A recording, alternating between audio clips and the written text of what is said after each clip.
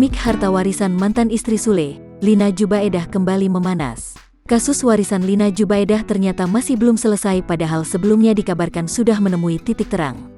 Teddy Pardiana tiba-tiba dikabarkan meminta uang sebesar 750 juta rupiah dengan alasan untuk mengurus buah cintanya dengan almarhumah Lina Jubaedah. Hal ini menjadi polemik baru bagi pihak Rizky Putri dan pihak Teddy, sebab hingga kini Teddy juga belum menjelaskan penghasilan dari aset Rizky Febian berupa kos-kosan yang dipegang olehnya.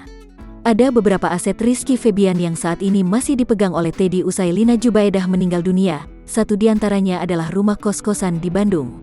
Rizky meminta Teddy menjelaskan tentang pencapaian aset tersebut dan meminta dikembalikan seluruh sertifikatnya. Rumah kos-kosan di Bandung dibangun oleh Lina Jubaedah menggunakan uang penghasilan Rizky Febian saat memulai karir sebagai musisi. Rizky pun meminta aset itu dikembalikan karena setelah Lina meninggal, Teddy yang mengurusi rumah kos-kosan tersebut. Putra sulung Sule itu tak akan mau membicarakan uang 750 juta rupiah yang menjadi permintaan Teddy jika asetnya belum dikembalikan. Teddy Pardiana meminta uang sebesar 750 juta rupiah untuk membiayai anaknya bersama almarhumah Lina Jubaedah dan menepati janji Lina untuk berangkatkan umroh 6 orang. Hal itu kembali memunculkan polemik baru yang sebelumnya belum dikabarkan sudah mulai menemui titik terang dalam urusan warisan. Rizky Febian memberikan waktu 1 minggu untuk Teddy Pardiana mengembalikan aset yang sertifikatnya belum ditemukan.